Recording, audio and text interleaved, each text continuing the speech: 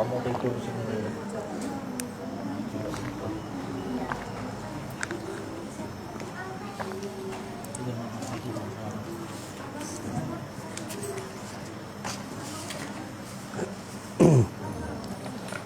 Bismillahirrahmanirrahim. Assalamualaikum warahmatullahi wabarakatuh.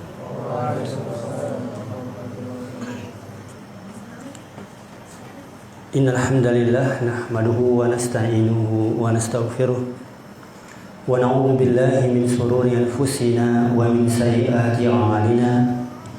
May yahdihillahu fala mudilla lahu wa man yudlil fala hadiya lahu. Asyhadu an la ilaha illallah wahdahu la syarika lah wa asyhadu anna Muhammadan 'abduhu wa rasuluh. Ya ayyuhalladzina amanu taqullaha haqqa tuqatih wa la tamutunna illa wa antum muslimun. Ya ayyuhan nasu taqu rabbakumul ladzi khalaqakum min nafsin wahidah wa khalaqa minha zawjaha وبث منهما رجالا كثيرا ونساء واتقوا الله الذي تساءلون به والأرحام إن الله كان عليكم رقيبا أما بعد. Ma'asyiral muslimin wal muslimah, ikhwan wa akhwat rahimani wa rahimakumullah. Alhamdulillah, pada kesempatan yang berbahagia ini di Ahad pertama di setiap bulannya, insya Allah kita mengkaji sebuah kitab yang tidak asing lagi di tengah-tengah penuntut ilmu, yaitu kitab Arba'un An-Nawawiyah karangan dari Al-Imam Yahya bin Syaraf Abu Zakaria An-Nawawi Asy-Syafi'i Ad-Dimashqi rahimahullahu ta'ala. InsyaAllah pada kesempatan ini kita masuk pada hadis yang ke-20. InsyaAllah sudah 19 hadis sudah kita baca. Tidak tahu dari tahun berapa. Tahun berapa ya? Baru hadis yang ke-20.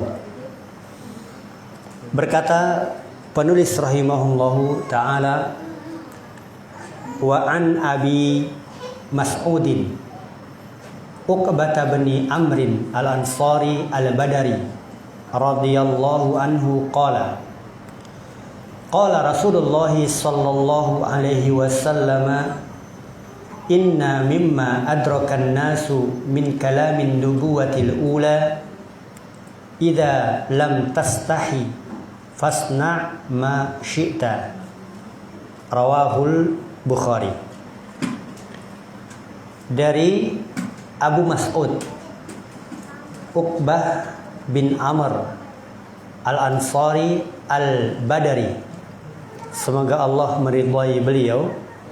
Beliau mengatakan Rasulullah sallallahu alaihi wasallam bersabda, sesungguhnya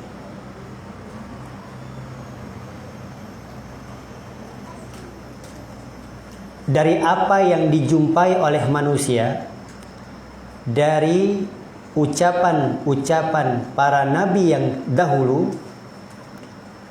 berarti ucapan ini merupakan ucapan para nabi terdahulu, sama dari turun temurun ucapan ini. Ya, apa ucapannya? Ketika engkau tidak punya rasa malu, apabila engkau tidak punya rasa malu, maka berbuatlah sesukamu. Ya, idza lam tastahi fasna ma syi'ta. Apabila engkau tidak punya rasa malu lagi, sudahlah, berbuatlah sesukamu. Ternyata ucapan ini sumbernya dari nabi terdahulu terus sampai nabi kita Muhammad sallallahu alaihi wasallam.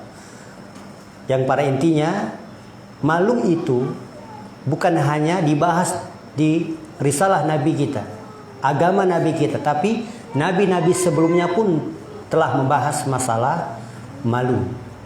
Malu itu ya diibaratkan sebuah al-haya. Haya itu dalam bahasa Arabnya. Haya itu bisa dipahami juga dengan bahasa kehidupan. Al-haya, kehidupan, al-haya. Berarti selagi kita punya punya kehidupan, maka orang yang hidup memiliki akal yang sehat, apalagi dia beriman, maka dia pasti memiliki rasa malu. Ketika sudah mati dia, sudah mati, baik mati raganya, baik mati hatinya, maka tidak punya rasa malu. Jadi kalau orang yang sudah tidak punya rasa malu lagi, berarti sudah mati. Ya, sudah mati hatinya. Artinya orang gila itu tidak punya rasa malu. Dia mau teriak-teriak, dia mau tidak pakai pakaian, dia mau tertawa sepanjang hari, semaunya dia. Berbuat semaunya. Makanya kata Nabi, ketika gak punya rasa malu lagi, berbuatlah sesuka. Jadi orang-orang yang berbuat sesuka, ya, dengan bermaksiat, nah itu menunjukkan bahwa dia telah mati. Raganya hidup tapi mati hatinya. Ya, atau telah mati jasadnya. Orang yang telah meninggal dunia, nah, tidak punya rasa malu lagi. Kenapa? Karena sudah mati jasad dan jiwa. Baik. Itu sedikit tentang penjelasan secara umum dari hadis yang mulia ini. Kemudian ma'asyiral muslimin rahimani wa rahimakumullah. Sebelum kita mengambil beberapa faedah dari hadis yang mulia ini, bersama kita ada seorang sahabat yang mungkin kita jarang mendengar nama sahabat ini. Tapi mungkin di antara kita sering mendengar ujung nama ini. Siapa? Mas'ud. Mas'ud. Ingat, ya. Di sini Al-Imam Nawawi rahimahullah memperkenalkan kepada kita bahwa sahabat ini namanya adalah Uqbah. Tapi kunyahnya adalah Abu Mas'ud. Jangan salah. Ada Abu Mas'ud, ada Ibnu Mas'ud. Ya, terkadang sebagian orang tergesa-gesa, oh ini salah ini, masa Abu Mas'ud? Ya kan? Yang benar adalah Ibnu Mas'ud. Ya, ada sahabat yang memiliki kunyah dengan Abu Mas'ud. Namanya adalah Uqbah bin Amr. Sedangkan Ibnu Mas'ud namanya siapa? Siapa nama Ibnu Mas'ud? Abdullah. Ya, Abdullah bin Mas'ud. Ya. Kepanjangannya adalah Abdullah bin Mas'ud bin Ghafil al-Ghazali. Ya. Itu namanya. Jadi namanya Abdullah bin Mas'ud. Nah, ini dia Uqbah Abu Mas'ud. Jangan salah ya, sama-sama Mas'ud, belum tentu sama. Yang membedakannya siapa? Yang membedakannya kalau enggak Abu, Ibnu atau binnya. Karena Islam ini sangat mengatur hal-hal yang berbau nasab. Ya, maka Islam itu menganjurkan untuk menikah supaya nasabnya jelas. Ya, kalau ada ya hubungan hamil ya di luar pernikahan, maka ini merusak nasabnya. Ya, merusak nasabnya. Kasihan terputus nasabnya, kasihan nasab anaknya harus ke ibunya, harus menanggung malu. Tapi Islam mengajarkan menikah supaya nasabnya jelas. Ya, kalau dia adalah Fulanah binti Fulan, kalau dia Fulan bin Fulan. Baik. Abu Mas'ud Uqbah bin Amr radhiyallahu taala anhu, ya. Nama panjangnya adalah Uqbah bin Amr bin Sa'labah Al-Ansari Al-Badari. Itu nama asli beliau. Nah, beliau ini dari suku apa kira-kira? Ansor. Berarti asli penduduk Madinah, pribumi. Sedangkan Ibnu Mas'ud itu asli penduduk Mekah, jauh sekali antara timur dan barat. Madinah tempat tinggalnya Abu Mas'ud, sedangkan Ibnu Mas'ud Abdullah tadi aslinya adalah Mekah, penduduk Mekah. Beliau berhijrah dari kaum muhajirin berarti. Kalau Ibnu Abu Mas'ud itu dari kaum Ansar. Beliau sudah masuk Islam. Sudah masuk Islam sebelum Nabi kita Muhammad sallallahu alaihi wasallam berhijrah ke kota Madinah. Banyak ya para sahabat yang duluan masuk Islam, tapi belum pernah berjumpa dengan Nabi. Seperti Anas bin Malik. Itu seumur 10 tahun sudah masuk Islam, tapi belum pernah berjumpa dengan Nabi. Nah, di antaranya adalah juga Jabir bin Abdullah. Demikian juga sahabat Abu Mas'ud, Uqbah ini. Ya, beliau belum pernah berjumpa dengan Nabi, tapi sudah berbaiat. Baiat yang pertama kali yang dilakukan oleh sahabat Ansor, yaitu adalah dinamakan dengan Bai'ah Aqabah. Tuh, mereka ini ada yang sudah berjumpa dengan Nabi, ada yang belum berjumpa dengan Nabi, tapi mereka beriman dengan kebenaran yang dibawa oleh Nabi Shallallahu Alaihi Wasallam. Maka di antara barisan sahabat yang ikut Bai'ah Aqabah itu adalah Abu Mas'ud. Sedangkan beliau itu masih remaja. Sama ya dengan temannya yang bernama Jabir bin Abdullah Al-Ansari. Dua remaja inilah yang ikut ya bersama ayah-ayah mereka itu berbai'ah Aqabah, janji setia untuk senantiasa mengikuti, membela ya, menerima ajaran Nabi sallallahu alaihi wasallam. Baik. Uqbah ini Abu Mas'ud, beliau ini masuk Islam ya, sangat rajin di dalam menuntut ilmu. Ketika Nabi Muhammad SAW sudah berhijrah ke kota Madinah, para sahabat luar biasa, ya. Nah, Abu Mas'ud tidak mau ketinggalan.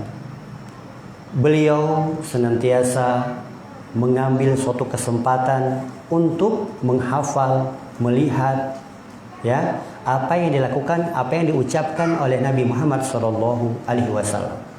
Sehingga para ulama mengumpulkan riwayat khusus dari beliau, dari Abu Mas'ud ini, sampai memiliki 102 hadis. Lumayan ya, 102, bukan lumayan ya, memang luar biasa. Ya. Nah, beliau ini Masya Allah, ya, apapun keadaannya, misalnya para sahabat lagi berkumpul bersama Nabi SAW, sedangkan beliau masih dalam keadaan remaja, beliau melihat, mengambil ilmu, memperhatikan. Walaupun beliau tidak langsung bertanya, berbicara kepada Nabi, tapi beliau berada di belakang misalnya. Nah, beliau apa? Melihat, memperhatikan sahabat-sahabat yang belajar, yang bertanya kepada Nabi. Nah, sehingga beliau suatu kali berkisah. Kata beliau, suatu hari ketika kami sedang duduk-duduk bersama ya sahabat Sa'ad bin Abu Ubadah, sahabat senior ya. Kami sedang duduk-duduk. Ya, duduk ya artinya duduk berbicara, menyelesaikan masalah. Tiba-tiba Rasulullah Shallallahu Alaihi Wasallam datang ke tengah-tengah kami. Artinya kami sudah apa? Diam semua, tidak ada yang Sa'ad bin Ubadah diam, karena di sana ada yang lebih berilmu. Nah, maka Nabi Shallallahu Alaihi Wasallam mempersilahkan. Nah, karena mereka ini tidak ada yang berani ketika ada Nabi Shallallahu Alaihi Wasallam, termasuk dari antaranya Sa'ad bin Abi Ubadah, maka untuk menghela keheningan, kan hening tuh diam, ada Rasulullah datang, hening semua, nggak berani bicara. Ya, maka inilah kecerdasan para sahabat. Di antara sahabat yang bernama Bashir bin Sa'ad bertanya. Nah, ini untuk memecah keheningan. Ya, Bashir bin Sa'ad. Maka kata Bashir, "Ya Rasulullah, kami baca sebuah ayat yang mana Allah Subhanahu wa taala memerintahkan kepada kami untuk bersalawat kepadamu. Sallu alaihimu taslima." Itu ayatnya. Bagaimana bunyi selawatnya? Ajari kami. Kata ya Bashir bin Sa'ad. Maka Nabi Shallallahu Alaihi Wasallam terdiam, diam begitu. Maka dalam hati Bashir, menyesal saya bertanya, kok Nabi nggak mau jawab? Para sahabatnya hening semua. Apa Nabi ini marah ya? Kok diam saja? Terdiam Nabi beberapa lama sehingga para sahabat itu ada yang mengatakan menyesal kami bertanya kepada Nabi. Nabi kok diam saja? Nah, Nabi diam itu bukan karena apa? Tapi Nabi SAW itu ya menunggu wahyu dari malaikat Jibril. Tidak sembarangan ilmu saja, Nabi saja yang sumbernya ilmu itu tidak mau berbicara sesuai dengan keinginannya. Beliau tunggu dulu apa yang menjadi ya wahyu dari Allah Subhanahu wa taala. Diam begitu lama. Maka Nabi menjelaskan, sesungguhnya tadi aku bertanya dulu kepada Jibril, kemudian Jibril langsung bertanya kepada Allah Subhanahu wa taala. Beberapa lama maka Jibril datang dan menyampaikan. Ya. Maka Nabi SAW mengatakan, "Qulu," ucapkanlah selawat itu dengan Allahumma salli ala Muhammad wa ala ali Muhammad kama sallaita ala Ibrahim wa ala ali Ibrahim innaka Hamidum Majid. Siapa yang riwayatnya di sini? Riwayatnya yang membawakan siapa? Sahabat Uqbah bin Amr. Walaupun beliau enggak bertanya, walaupun beliau tidak langsung, tapi beliau melihat. Makanya beliau bercerita pada suatu hari ketika kami sedang duduk-duduk bersama, gitu kan? Lalu datanglah Nabi, lalu ada yang bertanya. Beliau itu menyaksikan penonton setia, tapi beliau meriwayatkannya, masya Allah. Ini menunjukkan bahwa semangatnya beliau di dalam memperhatikan kebenaran, memperhatikan ilmu. Ya, nah ini riwayat salawat ini dari jalur sahabat Uqbah bin Amr. Nah, ini namanya salawat Ibrahimiyah. Nah, ini salawat Nabi saja nggak mau ngarang-ngarang salawat. Ya, nunggu dulu, diam dulu. Ya, nggak mau karang-karangan sendiri salawat. Allahumma sholli ada seterusnya. Tawasalnya tidak ada. Salawat jelas. Ada salawat Ibrahimiyah, ada salawat yang ketika disebut namanya sallallahu alaihi wasallam atau alaihi salam dan seterusnya. Itu salawat-salawat ya, baik. Kemudian Abu Mas'ud ini selain rajin sekali belajar, rajin ngaji, rajin menghafal, tapi beliau adalah salah satu sahabat yang cepat mengamalkan ilmu. Cepat sekali. Ini metode para sahabat semacam ini. Datang kepada mereka ilmu, mereka langsung amalkan. Datang mereka suatu perintah syariat untuk beramal, mereka langsung amalkan tanpa menunda-nunda. Ketika datang larangan, khamr diharamkan, langsung mereka tumpahkan ya ke depan pintu-pintu rumah mereka. Demikian juga para sahabiah, para sahabat wanita di masa Nabi, ketika turun ayat tentang hijab wajibnya untuk menutup rambut-rambut mereka, tubuh-tubuh mereka, langsung apapun yang ada di sisi mereka, mau taplak, mau khordek, langsung mereka lilitkan ke tubuh-tubuh mereka. Cepat.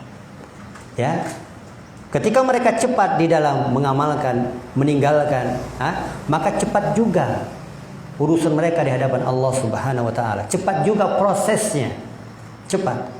Nah ini, masya Allah. Nah termasuk sahabat yang cepat di dalam mengamalkan ilmu adalah sahabat Abu Mas'ud Uqbah bin Amr ini. Ya, suatu ketika beliau ini mau bersedekah.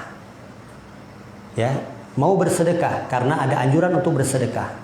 Karena Nabi SAW terkadang memberikan motivasi kepada para sahabat untuk bersedekah, untuk beramal. Di antaranya adalah motivasi bersedekah. Nah beliau ini tidak punya apa-apa. Ya, beliau ini tidak punya apa-apa untuk disedekahkan. Akhirnya beliau pergi ke pasar. Ya, lalu kira-kira apa yang beliau lakukan di pasar? Mau berdagang, tidak punya apa-apa. Mau minta-minta, tercela bagi mereka, apalagi kaum Ansar. Apa yang mereka lakukan? Apa yang beliau lakukan?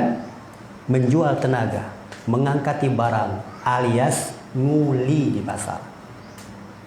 Masya Allah. Nah, ini diriwayatkan memang betul semacam itu. Beliau pergi ke pasar, mengangkat barang, dia dipindah ke sana, akhirnya dapat upah. Itu bukan untuk makan ternyata upahnya, untuk disedekahkan. Karena barusan saja Rasulullah SAW memberikan motivasi untuk bersedekah. Apalah daya tidak punya apa-apa untuk disedekahkan, akhirnya bersedekah tenaga, dapat hasil dari tenaga tersebut disedekahkan langsung, mengamalkan ilmu. Kalau kita kan bersedekahkan nanti ya, nanti kalau gajian, gitu kan, nanti kalau sudah hitung-hitungan, sisanya baru disedekahkan, nanti kalau lebih nanti. Sahabat tidak. Nah, ini yang memberikan sebab bahwasanya mereka itu adalah orang yang terbaik di masa dia di dalam Islam ini. Kemudian Uqbah bin Amr ini, ya, beliau ini sangat mudah menerima nasihat, sangat mudah sekali. Suatu ketika, ya, Uqbah ini sedang memukuli pembantunya. Ya, Uqbah juga manusia.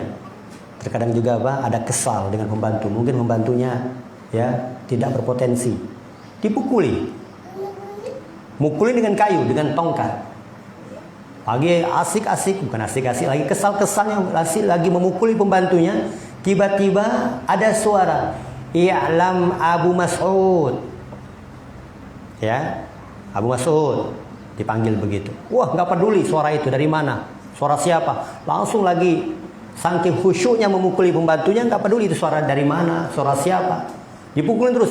Dan suara itu terus, "I'lam Abu Mas'ud, ketahuilah Abu Mas'ud, ketahuilah Abu Mas'ud." Ya, terus pukuli sampai minta maaf pembantunya, sampai menyesal pembantunya. Terus dia pukuli. Nah, ketika sudah lelah mungkin memukulinya, istirahat. Dan suara itu masih, "I'lam Abu Mas'ud, i'lam Abu Mas'ud." Ternyata suara itu dicari sumbernya. Ternyata suara itu adalah suara Rasulullah Shallallahu Alaihi Wasallam. Kira-kira bagaimana? Kalau kita lagi mukulin anak, ada ustadz kita yang datang. Kan sok-sok alim gitu kita kan? Oh, gitu kan? Ayo begitu juga dilakukan Abu Mas'ud. Langsung tongkatnya dibuang, langsung. Rasulullah tidak mau langsung ngajak bicara, enggak. Karena suasana lagi marah itu tidak bisa diajak berbicara. Tunggu beberapa lama. Hilangkan dulu syaitonnya, kan begitu ya, karena masih ada syaiton di dalam tubuhnya, nggak bisa bakal diajak bicara, nggak bisa bakal diajak damai kalau semacam itu. Kalau orang lagi marah nggak bisa diajak bicara, ya makanya orang lagi marah itu biarkan dulu hening dia, ya, biarkan dulu tenang.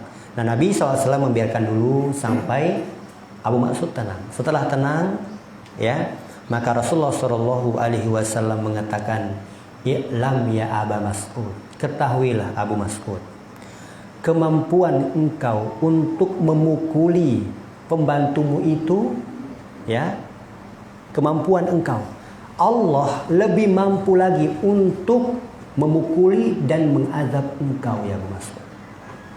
Nah, ini Rasulullah mengajak bicara dengan sesuatu yang kejadian yang mereka berdua paham. Enggak simpel-simpel ucapan Nabi. Kemampuan engkau untuk memukuli pembantumu itu, ketahuilah, ini maksud Allah itu lebih mampu untuk menghukum, untuk memukuli, untuk mengazab dirimu. Ya, sehingga dari itu Abu Mas'ud mengatakan, semenjak ucapan itu aku dengar langsung dari Nabi, aku tidak pernah lagi memukuli siapapun termasuk pembantuku. Nah, ini langsung mengamalkan dan mudah untuk menerima nasihat. Ini ciri hati yang bersih. Ketika dia betul-betul mengakui ini kesyirikan, ini kebidahan, ini kemaksiatan, kok ada orang yang datang untuk memberikan nasihat kepadanya, hati yang bersih, bersiap untuk menerima nasihat itu. Karena terkadang orang menasihati itu tujuannya baik, tujuannya untuk keselamatan untuk dirinya, tujuannya untuk kebaikan untuk dirinya. Lihat Abu Mas'ud ini, dia langsung menerima nasihat dari Nabi Shallallahu Alaihi Wasallam. Dulu langsung Nabi berbicara. Sekarang bukan Nabi bicara, tapi saudara-saudari kita yang bicara. Tapi yang dibicarakan adalah hadis Nabi. Ya, terkadang Masya Allah, ya, sebagian orang ketika didatangkan hadis Nabi, nah ini kan Nabi, nah ini kan hadis, berbeda dengan waqi, fikul waqi, beda dengan kenyataan. Ini bukan di masa Nabi, banyak alasan-alasan mereka. Ya, baik. Kemudian ma'asyiral muslimin rahimani wa rahimakumullah. Ketika sudah menua, Mas'ud sudah menua, maka beliau sakit parah. Beliau sakit parah radhiyallahu ta'ala anhu.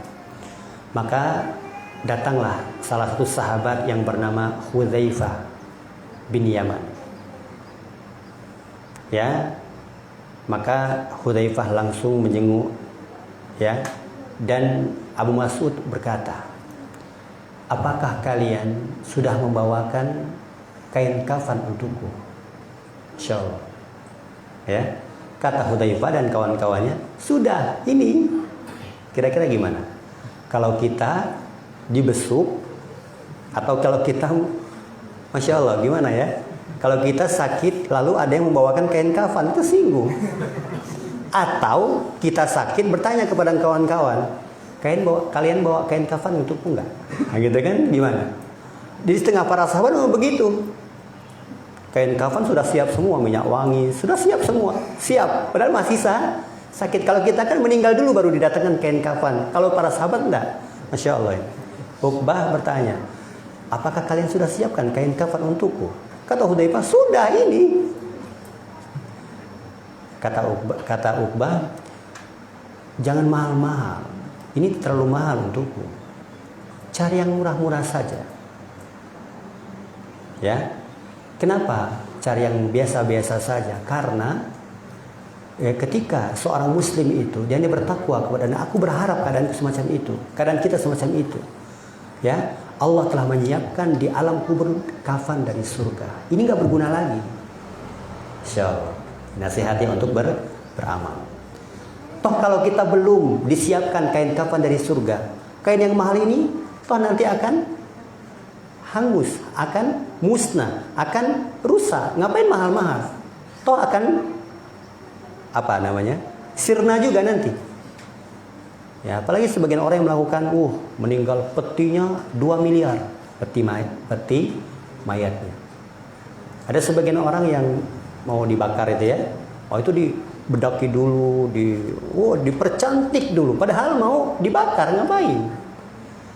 Ya, kain kafannya mahal, bahkan dikatakan ada belasan juta kain kafannya saja. Ya, belum pakai dasi, belum pakai baju-baju yang barusan dijahit, dia meninggal baru dijahit sesuai dengan bentuk motif, ada emas-emasnya pula. Untuk apa? Toh akan hangus juga, toh akan sirna juga dimakan bumi. Iya. Ini Masya Allah, Uqbah berpesan, jangan mahal-mahal, yang biasa-biasa saja. Toh kalau nanti kita masuk surga, kita mendapatkan nikmat kubur, Allah akan beri kita kain kafan dari surga. Kalau itu belum, ngapain mahal-mahal itu, pun akan hangus, sia-sia. Mending Mending ya dibelikan apa untuk keluarga yang ditinggalkan. Ya, gitu. Baik. Ini sedikit tentang biografi sahabat Abu Mas'ud. Namanya siapa? Uqbah bin Amr bin apa lagi? Bin Ghafil bin Al-Ghazali Al-Ansari Al-Badal. Dihafalkan, insyaallah. Saya dulu memang waktu di pondok itu memang harus, pokoknya setiap hari pertemuan pasti ada nama sahabat yang harus dihafal. Ya, karena setidaknya kita kenal saja lah, alhamdulillah. Baik. Al-Ansari. Sangat jelas ya, beliau dari kaum Ansar, penduduk asli Madinah. Ya. Kemudian Al-Badari. Al-Badri. Mengapa beliau dijuluki dengan Al-Badar? Ya, para ulama, ahlul ilmu mengatakan karena ada 2 alasan. Alasan pertama, karena beliau pernah ikut perang Badar. Biasanya sahabat yang ujungnya Al-Badari, nah itu dia perang Badar, ikut perang Badar, karena itu adalah perang yang terbesar dalam Islam, yang sangat menakjubkan. Berapa? Lawan berapa? 300 orang lawan 1000. Berarti satu sahabat harus melawan 3, berapa? Ya kan, ada yang 3, ada yang 4, ada yang 2, ada yang 5, begitu kan? Tapi Masya Allah, ya, menang perang Badar. Sedangkan luar biasa perperangan itu, ya, persiapan kaum muslimin ya belum terlalu mapan. Sedangkan yang dilawan ini adalah orang-orang yang tangguh pertama kali. Ya, ini menunjukkan bahwa ya banyaknya itu bukan berarti harus menang, tidak. Tapi salah satu sebab banyak itu pun termasuk sebab untuk kemenangan. Ya, tidak dipungkiri. Tapi bukan itu asas utamanya, tapi asasnya tawakal kepada Allah. Kembalinya kepada Allah dan perintah Rasulnya. Itu yang pertama. Ya, ini pertama, ya alasan pertama mengapa beliau digelari dengan Al-Badari, karena beliau pernah ikut perang Badar. Ini alal qaul, maksudnya salah satu pendapat. Ada pendapat enggak pernah beliau ini ikut perang Badar karena beliau masih remaja. Ya. Jadi ngapain beliau diberi gelar Al-Badari? Karena beliau pernah lewat dan singgah di Badar. Nah, ini pendapat yang dikuatkan oleh Imam Bukhari dan Muslim. Ya, pernah singgah di daerah Badar. Badar itu nama suatu daerah.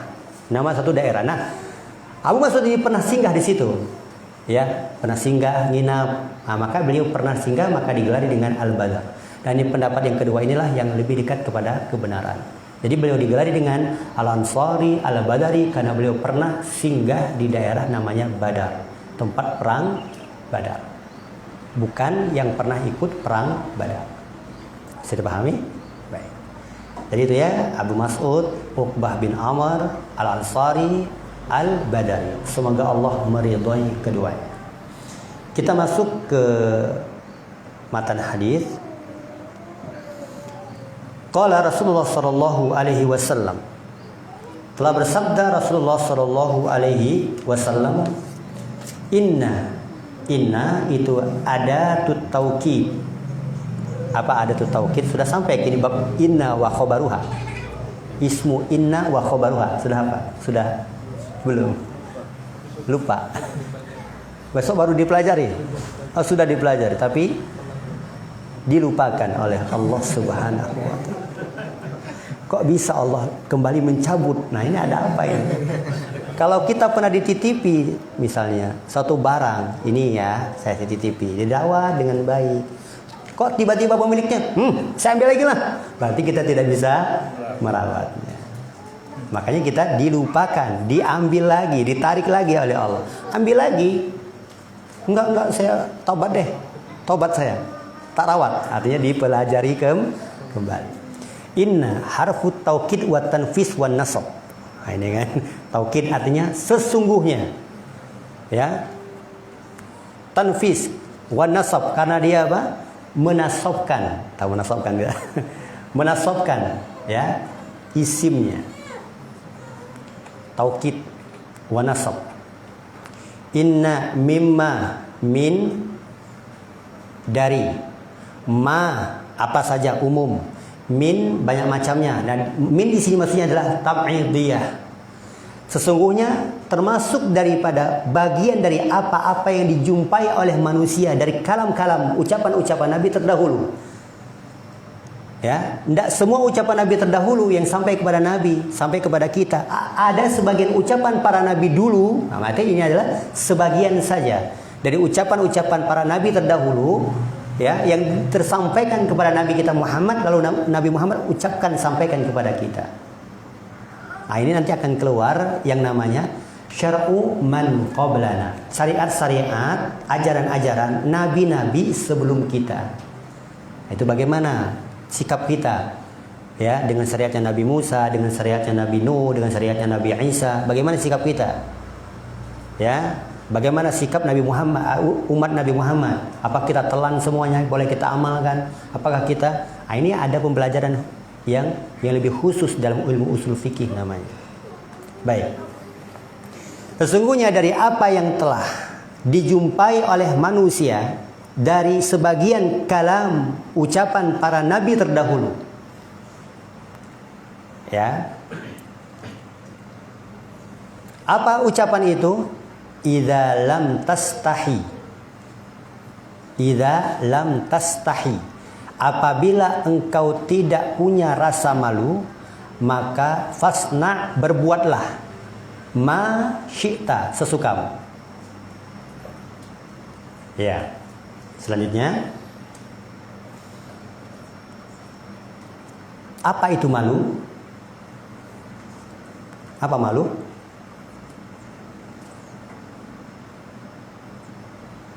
Apa definisinya? Terkadang kalau didefinisikan malah bingung. Kalau malu, masuk, iya, itu kan malu.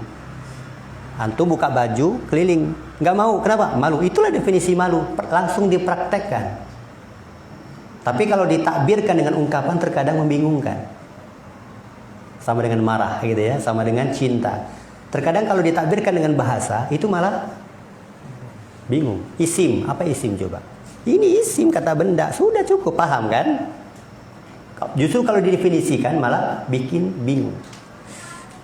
Tapi perlu definisi, karena setiap kata yang ada di alam semesta ini ada definisinya, ada artinya, ada maknanya.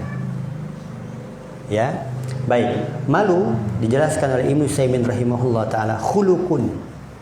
Dalam cara bahasa artinya apa? Taghyirun, perubahan. Tadinya dia pemberani, pemberani gitu ya. Tiba-tiba kok nggak berani, hanya perubahan. Malu itu namanya. Ya. Khuluqun dia adalah akhlak yang mendorong hati untuk meninggalkan perkara-perkara yang jelek. Jadi malu itu adalah akhlak yang mendorong hati. Kenapa dikatakan beliau dia mendorong hati? Karena malu itu tempatnya di dalam hati.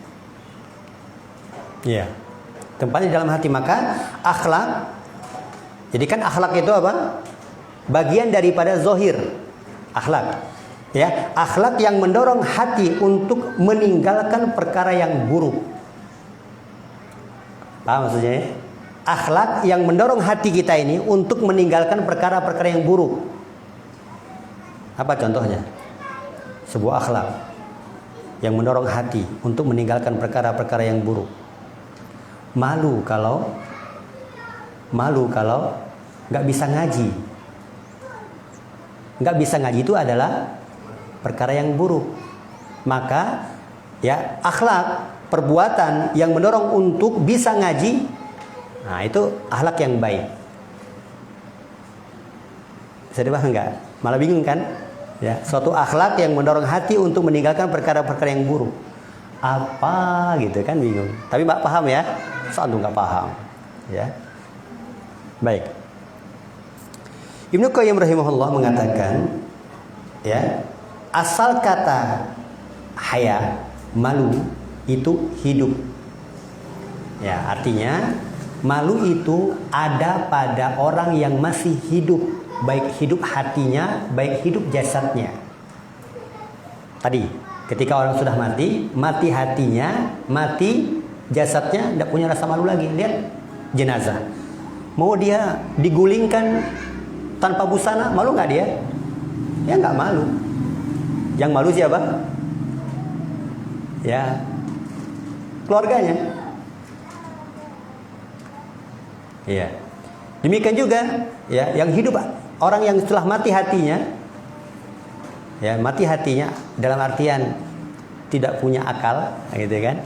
Mati hatinya, tidak punya rasa malu. Jadi wajar kalau kita melihat ada orang yang semacam itu keliling jalan, tidak pakai busana, ya, atau tidak pernah mandi. Malu nggak dia? Nggak malu. Kenapa? Karena setelah mati hatinya, akalnya diangkat oleh Allah Subhanahu wa Ta'ala. Itu malu ya, itu adalah malu. Kemudian malu itu ada dua. Malu itu ada dua. Pertama adalah malu yang terpuji. Kedua adalah malu yang tercela. Malu yang terpuji berarti baik. Yang kedua adalah malu yang tercela berarti buruk. Ya.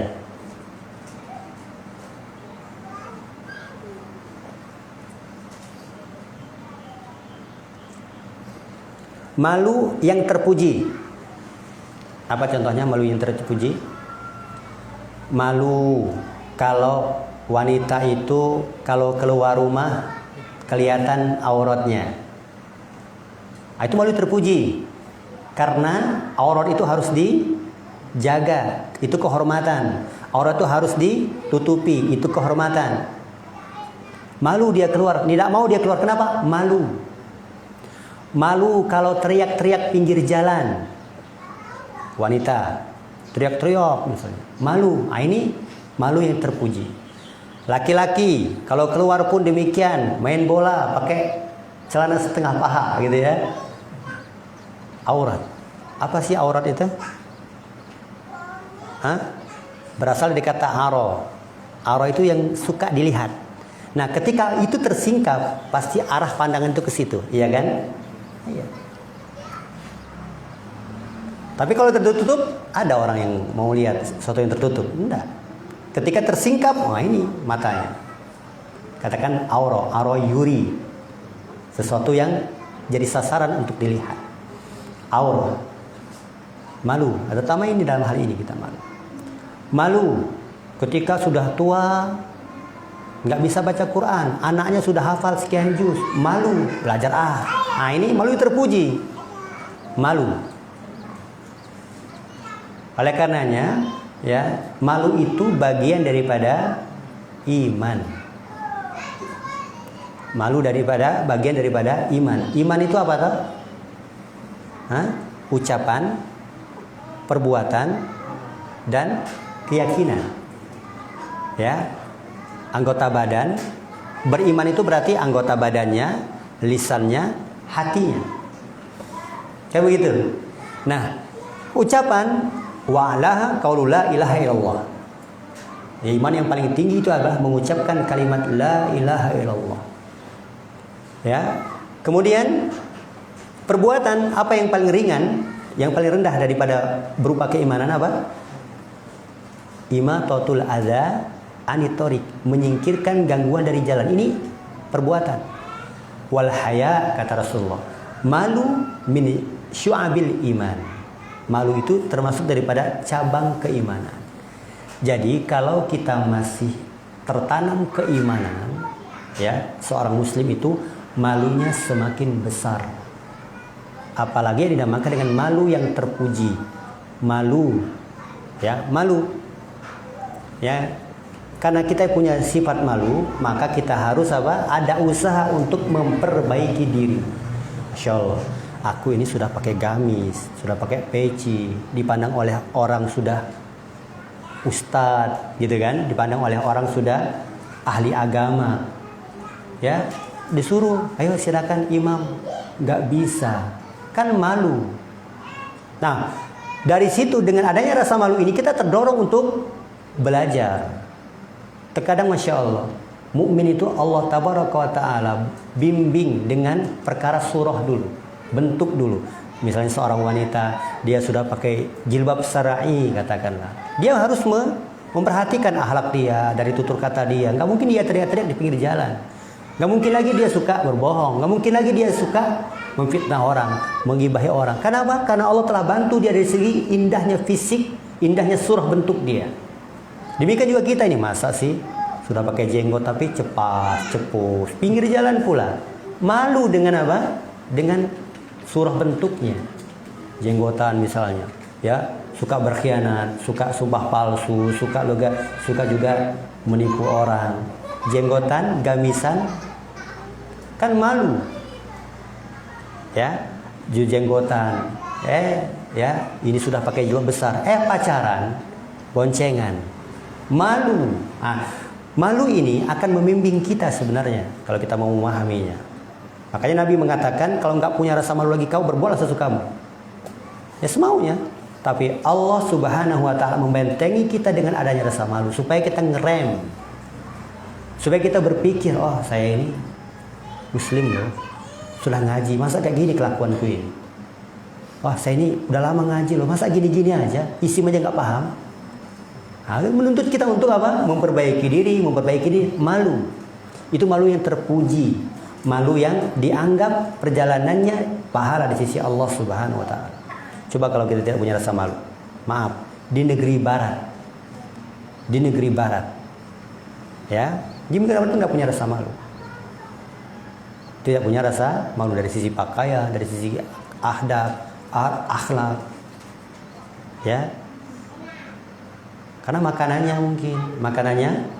babi itu punya sifat, ya, yang sangat ajaib. Apa sifatnya?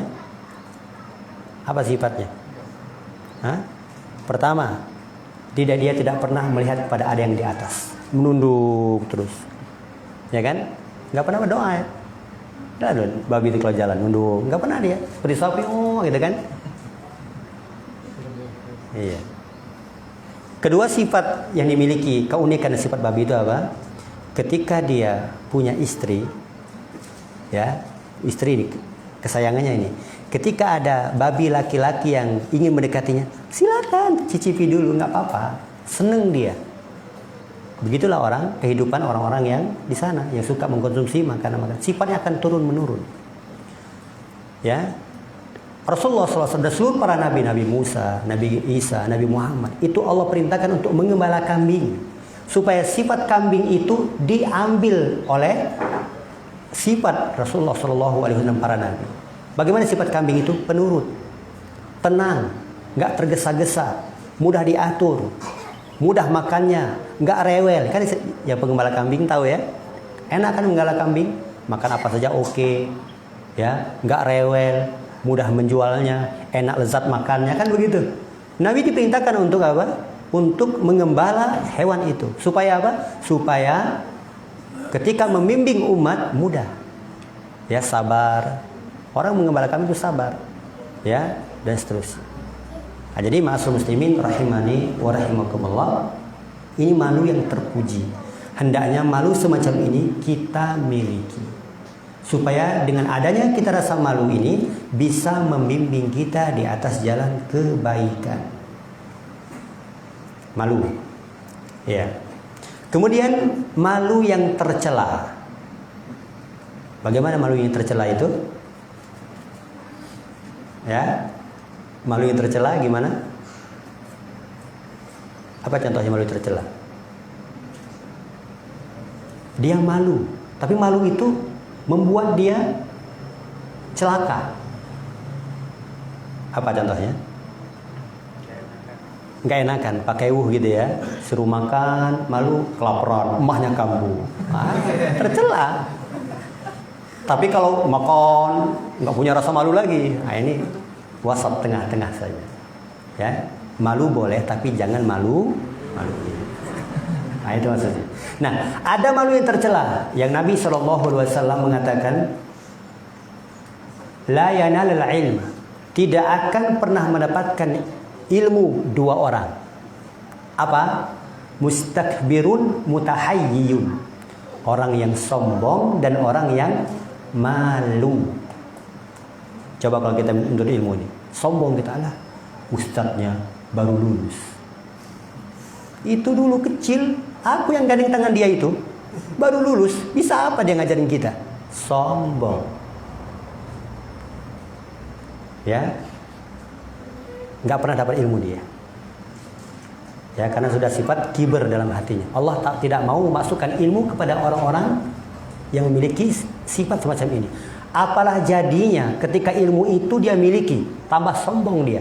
Bodoh aja dia, sombong. Apalagi sudah memiliki ilmu, tambah sombong lagi. Makanya Allah tidak akan pernah memberikan ilmu orang semacam ini.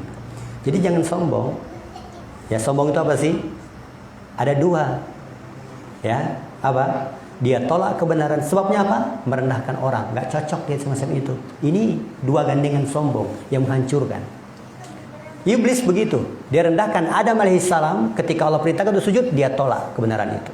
Berarti datang dari Allah, perintah Allah, sombong. Ya, maka tidak akan pernah mendapatkan ilmu orang yang sombong. Yang kedua, mutahayyiyun, malu.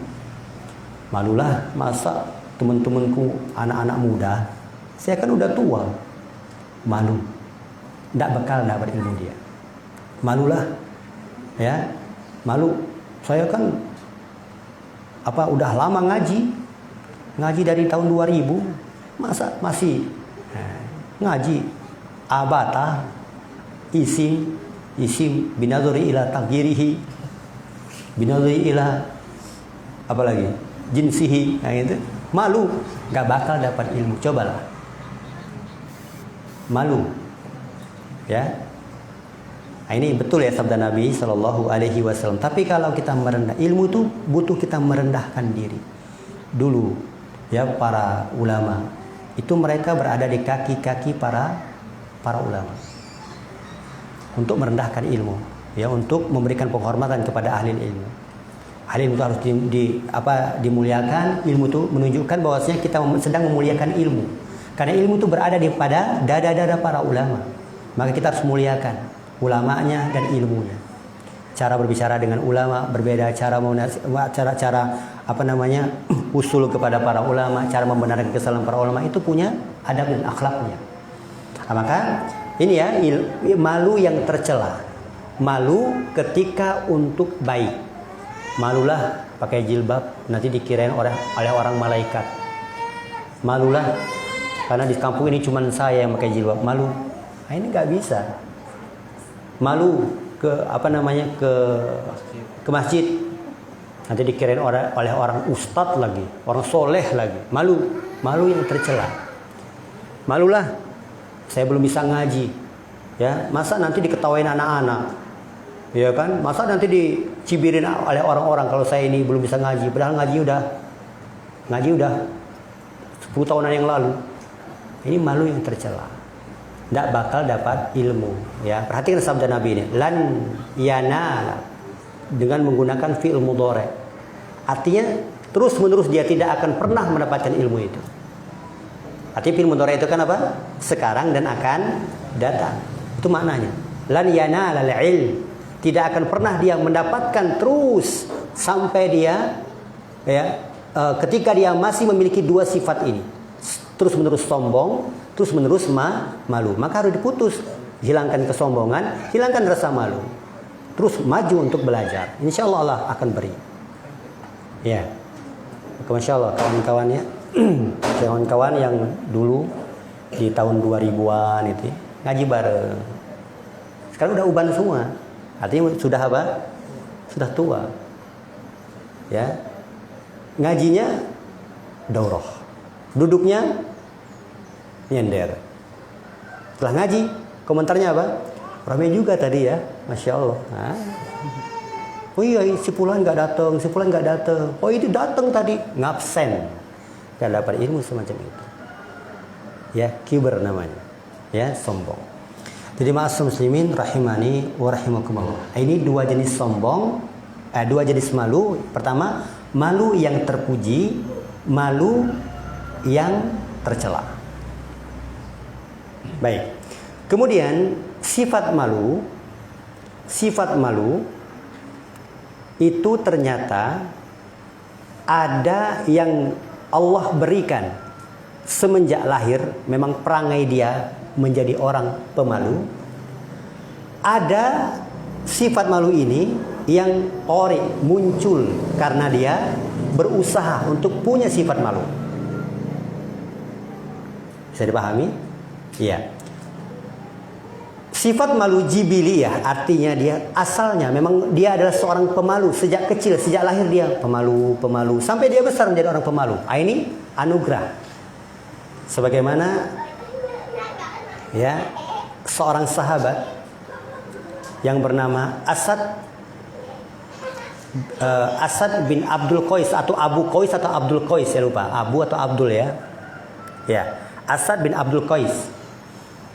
Nah, Rasulullah SAW pernah berkata kepada beliau ini, ya, kata Rasulullah kepada Asad ini, ya, engkau ini memiliki sifat, dua sifat yang dicintai oleh Allah dan Rasulnya. Bayangkan coba, di hadapan dia yang ngomong adalah Rasulullah dan itu kabar gembira. Kata Rasulullah, engkau ini ketahuilah memiliki dua sifat yang dicintai oleh Allah dan Rasulnya. Masya Allah. Gimana ini kalau kita dikabarkan oleh seseorang, wah engkau ini ganteng banget. Wah, akhwat nanyain engkau terus gitu ya. Gimana, kan agak terbang melambung tinggi kan ya. Demikian juga akhwat. Ih, ada ikhwan yang nanyain gini-gini. Wah, melambung tinggi juga kan. Baru dipuji oleh satu orang, yang nanyain satu orang, melambung tinggi. Wah, SMS baliknya. Bener gak tadi? Bener. Berkelanjutan, berepisode. Baik. Sahabat Asad ini begitu juga. Ya. Kata Rasulullah, engkau ini punya dua sifat yang Allah cintai dan Rasulnya. Ya, Asad sahabat yang rendah hati, pemalu, bertanya kepada Nabi, ya Rasulullah, dua sifat itu memang betul-betul Allah yang beri aku atau aku yang mengusahakannya? Gak sadar dia ternyata. Rendahnya beliau mengatakan apa? Ya Rasulullah, dua sifat itu Allah yang beri aku semenjak kecil, ya, atau ini berasal dari usahaku begitu. Nah, ini menunjukkan bahwa mengembalikan semuanya kepada Allah. Ya, walaupun punya sifat, punya kegantengan, punya apa begitu yang istimewa di hadapan manusia, tidak pernah mengatakan, oh ini kan aku, tidak, disandarkan kepada Allah. Makanya sahabat Asad ini bertanya, dua sifat itu Allah yang beri aku sejak kecil atau aku yang mengusahakannya? Maka Nabi katakan, Allah yang memberikan itu kepadamu semenjak kecil. Sifat apa itu? As-sabr wal anat. Sifat kesabaran dan rendah hati. Anat itu suka memaafkan. Nah, itu ya, anat. Ketika temannya salah, luar biasa, langsung dia maafkan. Sebagaimana terjadi pada Al-Imam Nawawi, ya, pengarang buku ini. Masya Allah, sifat beliau itu luar biasa. Yaitu imam yang luar biasa, ya, Imam Nawawi itu, ya, imamul ummah. Beliau itu luar biasa di dalam pergaulan dengan orang, ya, di dalam ilmu, semuanya sepertinya beliau memiliki. Ketika itu beliau rahimahullah sedang duduk, Imam Nawawi ini sedang duduk, tiba-tiba ada penjambret menyambret tutup kepala beliau, pecinya atau surbannya nggak tahu, tutup kepala beliau, dijambret, tinggal lari. Kira-kira Imam Nawawi itu sebagai manusia ngejar nggak?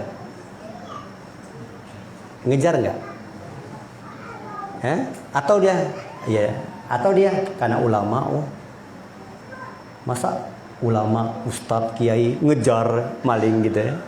Kan gimana? Imam Nawawi ngejar sebagaimana kita ngejar. Kalau kita kan ngejar, ya, diambil misalnya apa gitu, ya, kita kejar, kita teriak-teriak nggak? Pasti teriak-teriak kan? Kira-kira yang diteriakan kita apa? Maling, gitu kan? Maling gitu, ya. Imam Nawawi pun teriak, mengejar sebagaimana kita ngejar, berteriak-teriak juga sebagaimana kita berteriak. Imam Nawawi, kira-kira apa yang Imam Nawawi teriakkan? Maling begitu, jambret gitu, tolong begitu. Masa imam besar semacam itu teriak-teriaknya semacam itu, kan tidak etis juga. Nah, ini perbedaan antara orang yang awam dengan orang yang berilmu. Sama-sama amal, tapi ada perbedaan di situ dengan ilmu dan bukan ilmu. Maka Imam Nawawi berteriak, Kul qabiltu. Apa artinya? Katakanlah, Kul qabiltu, telah aku terima. Jadi Imam Nawawi itu memerintahkan kepada yang penjambret itu supaya mengatakan, aku terima.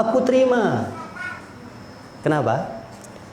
Karena, ya, di mazhab Asy-Syafi'i ketika memberi hadiah, mewakafkan, itu ada namanya ijab qabul. Misalnya memberi hadiah, ini saya wakafkan, iya saya terima, gitu loh. Ini mazhab Syafi'i kebanyakan. Jadi ketika ingin memberi sesuatu hadiah itu harus ada ijab qabul. Sama halnya membeli barang, ini saya beli 2 kilo, iya saya terima. Ini hadiah. Kalau jual beli tidak. Kalau hadiah menghadiahkan harus ada ijab qabul. Saya berikan, iya saya terima. Nah, Imam Nawawi ini karena beliau adalah banyak memahami daripada mazhab pendapat Imam Syafi'i, maka itulah yang beliau lakukan. Ketika peci beliau itu dijambret, beliau itu langsung merelakan, ingin dihadiahkan. Makanya dia ingin mendengar pencuri ini ngomong, aku terima. Maka dia berteriak, katakanlah telah aku terima. Begitu. Beliau tidak mau berurusan nanti di hadapan Allah dengan pencuri, langsung disedekahkan, langsung dihadiahkan. Ini imam yang luar biasa. Kalau kita kan nggak bisa sampai umur 40 nanti teringat itu, iya ceritanya, kayak gitu kan? Iya, aku lihat peci saya seperti itu dulu, dijamber oleh orang sampai nggak aku nanti ketuntut dia di akhirat, kan gitu kita kan? Perbedaan luar biasa, ya. Demikian juga, ya, sahabat Asad bin Abdul Qais ini luar biasa, pemilik kesabarannya. Banyak kisah-kisah yang kalau kita baca ya, bagaimana anak pemaafnya beliau. Ya, saya pernah baca kisah luar biasa. Ya, sangat jauh dengan kita. Ini sahabat ya, apalagi pula dengan Rasulullah Shallallahu Alaihi Wasallam. Ya, ketika Aisyah, ya Rasulullah, tolong cerita sih gimana ketika dulu di Taif. Kata Aisyah, ya Rasulullah, bagian kehidupan mana yang paling engkau itu paling susah? Kata Aisyah, ini kan suami istri kan bilang begitu ya, tanya jawab kepada suami. Ya sebelum tidur begitu kan, tanya jawab. Ya Rasulullah, tolong cerita sih, bagian hidup mana, pengalaman-pengalaman yang paling engkau tuh sedih? Kata Rasulullah, di Taif. Di Taif. Ketika itu Rasulullah berceritakan, ketika itu aku mencoba karena di Mekah ini sudah ditolak, ya kan? Aku sudah dibanjiri dengan hujatan, dibanjiri dengan permusuhan. Tidak sanggup lagi aku. Akhirnya aku cobalah keluar dakwah ke Taif. Ternyata lebih ganas-ganas orang di situ dibandingkan dengan penduduk Mekah. Ya, lebih ganas, lebih besar. Aku di gini. Akhirnya apa? Akhirnya aku balik lagi. Ternyata ketika mau pulang ke Mekah, aku dibaikot. Bani Hashim itu nggak boleh lagi masuk ke kota Mekah. Akhirnya kami selama 2 tahun itu berada di suatu lembah antara Taif dan Mekah. Di situ Bani Hashim bersama di situ waktu itu masih ada saudarimu, tahu saudarimu? Khadijah. Khadijah masih menemani Nabi, istri Nabi masih satu pada waktu itu. Lihat Nabi dari umur 25 sampai umur 40 nggak pernah menikah kan? Ya setia Nabi. Nah, kemudian ketika aku merenung, datanglah malaikat Jibril. Ya Rasulullah, sesungguhnya Allah tahu yang dilakukan, yang diperbuat oleh kaum kepada engkau. Sesungguhnya tahu, ya. Nih, Allah Tabaraka wa Ta'ala memerintahkan kepadaku untuk membawa kedua malaikat penjaga gunung. Dia bersamaku sekarang, ya. Dan kalau engkau mengatakan iya, sungguh, ya. Kedua malaikat ini akan menghantamkan dengan perintah Allah ya, akan menghantamkan ya gunung ini kepada penduduk Taif. Kita kira-kira gimana? Kalau misalnya kita di negeri sakti diuber-uber, ya diancam mau dibunuh, kira-kira ada perwira datang. Kalau kau katakan iya, polisi sejagat ini akan menghancurkan sih. Mau? Kira-kira oh iya silakan, senang kan kita ada pembantu. Nabi tidak demikian. Kata Nabi, la, tidak, jangan dihantamkan. Mungkin hari ini tidak ada yang beribadah kepada Allah di antara mereka.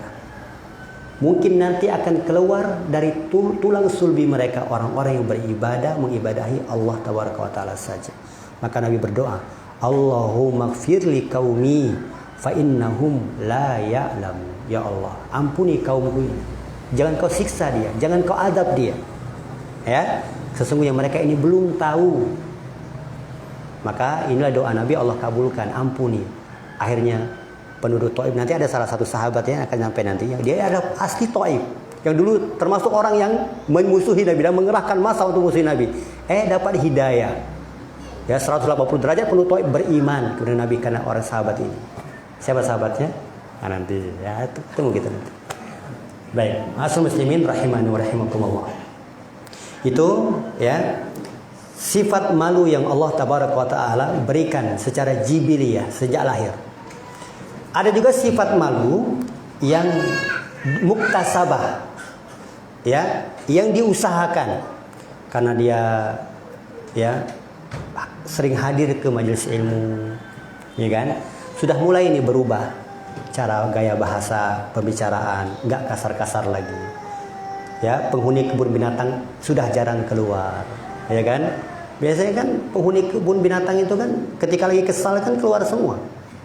Keluar, ya, barang-barang yang nggak perlu diucapkan itu diucapkan, ya kan? Hewan-hewan, mulai dia karena belajar, ya, karena dia sudah mendapatkan ilmu, sudah membacakan, sudah sering membaca tentang bagaimana akhlaknya para nabi, akhlaknya para sahabat, akhlaknya para ulama. Akhirnya ketika dia belajar, Allah berikan dia anugerah malu. Ya, karena Nabi SAW mengatakan al-ilmu bitta'allum. Ilmu itu dengan cara dipelajari. Wal hilmu bittahallum. Akhlak itu dengan cara pembiasaan. Maka didahulukan dengan ilmu dulu, dipelajari, nah akan lahirlah akhlak yang baik. Mustahil orang akan memiliki akhlak yang baik tanpa ilmu, karena Nabi mengatakan ilmu bitta'allum wa hilmu bittahallum. Jadi kalau orang yang ingin memiliki akhlak yang baik tanpa belajar, ya mungkin akhlak itu menurut dia baik tapi bukan kebaikan. Banyak akan terjadi, ya banyak terjadi. Dikiranya ini baik, akhlak yang baik, ternyata karena bukan berdasarkan ilmu di prasangkaannya saja, maka menjadi buruk. Nah, ketika dia banyak membaca, banyak ya mentadaburi hal-hal yang berkaitan dengan akhlak yang baik, maka Allah akan anugerahkan kepadanya malu, sifat malu. Baik, mas muslimin rahimani wa rahimakumullah. Rasulullah SAW itu ya memiliki sifat malu yang luar biasa. Ya. Karena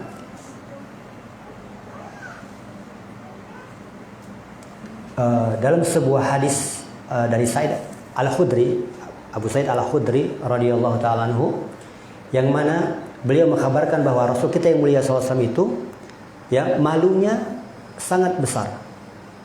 Ya, malunya sangat besar dibandingkan dengan seorang gadis yang dipingit. Gadis itu malunya sangat besar. Beda kalau janda. Antum pernah nador, nemenin nador? Nah ini Masya Allah, gelagapannya luar biasa.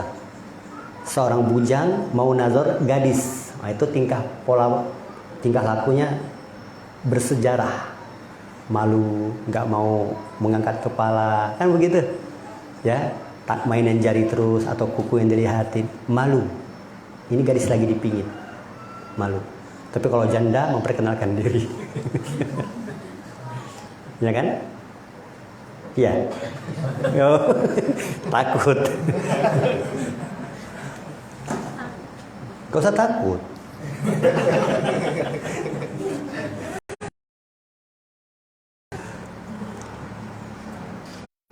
Nabi SAW itu malunya melebihi seorang gadis yang dipingin. Ya, baik. Nah, ini anjuran sini untuk kita memiliki sifat malu itu bersifat umum ya, bersifat umum. Ya, di dalam Al-Quran ada surat nomor berapa? Surat nomor berapa? Dada atau apa ini? 4. Lihat dulu antum ya. Al-Fatihah, Al-Baqarah,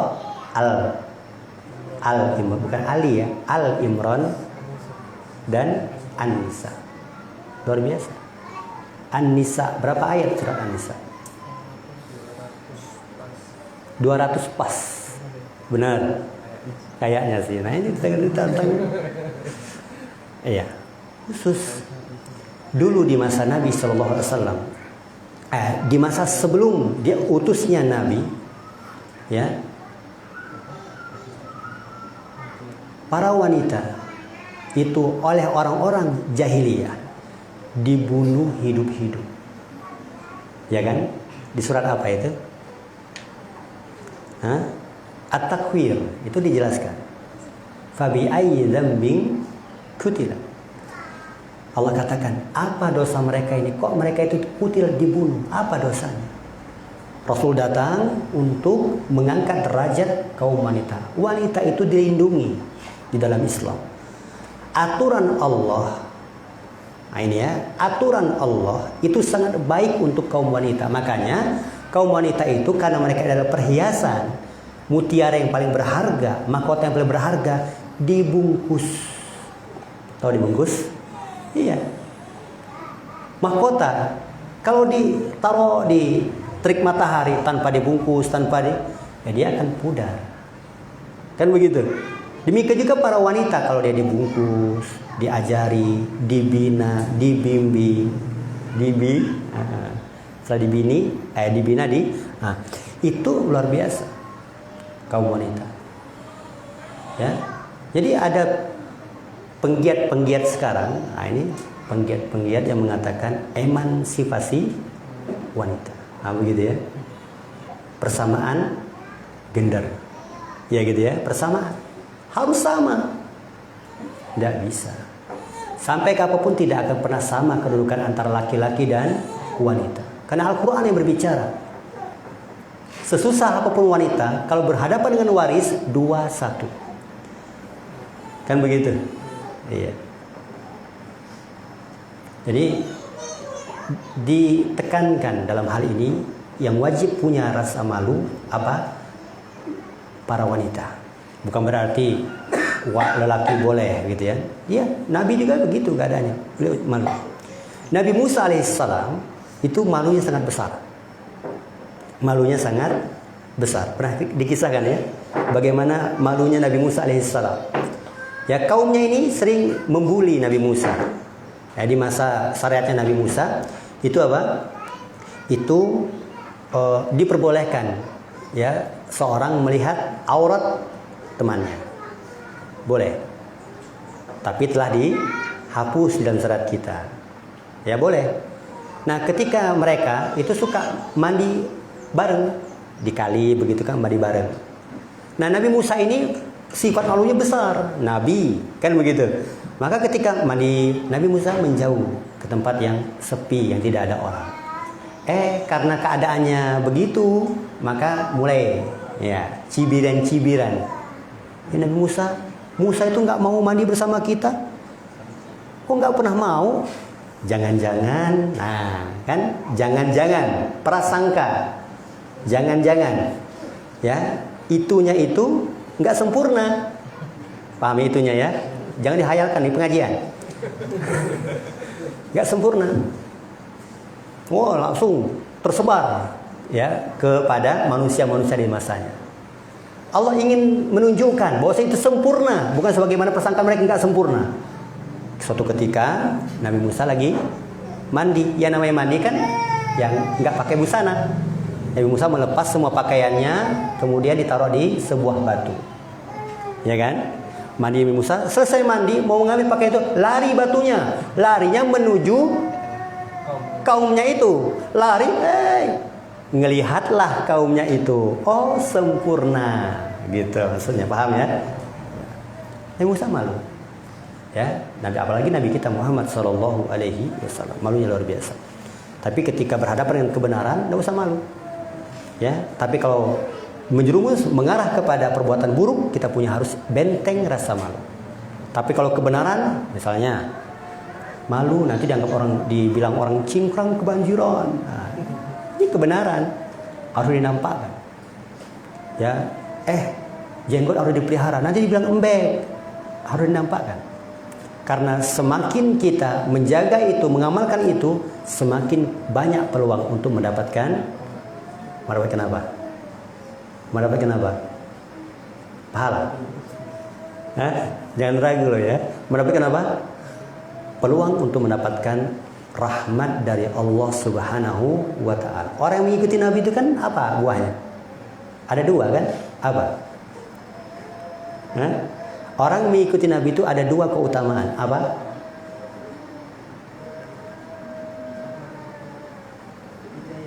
Hidayah. Satu,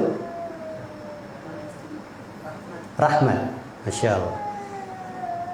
Ayatnya, Qul in kuntum tuhibbunallah fattabi'uni yuhibbukumullah wa yaghfir lakum dzunubakum. Bukan hidayah. Hidayah itu yang tidak menyebutkan Allah. Baik. Katakanlah Muhammad kepada kaum, jika engkau mencintai Allah, maka ikutilah aku. Ketika engkau sudah mengikuti Nabi, apa? Allah akan mencintai kalian dan Allah akan mengampuni dosa-dosa kalian. Paham ya? Nah, ketika kita berada yang mengamalkan apa yang menjadi sunnah atau perintah dari Nabi, jenggot dipelihara, celana kita diangkat hingga tidak sampai ke mata kaki. Kita terus berupaya dengan kita niatkan mengikuti Nabi kita Muhammad SAW.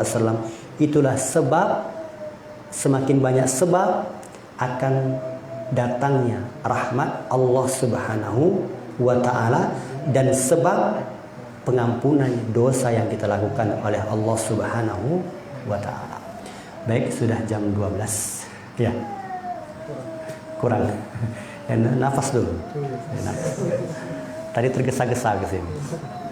Baik, ada yang tanyakan jam berapa kita salat zuhurnya? 12:01. Ini 2:58. 3 menit lagi. Ada yang tanyakan? Saya rasa tidak ada ya.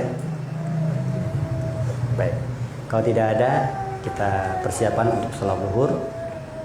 Hanya ini yang bisa diberikan dari syarah ringkas dari hadis yang ke-20.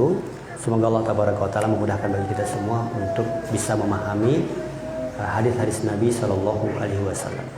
Kita tutup dengan membaca doa kafaratul majlis. Subhanakallahumma wa bihamdika asyhadu an la ilaha illa anta astaghfiruka wa atubu ilaik. Assalamualaikum warahmatullahi wabarakatuh.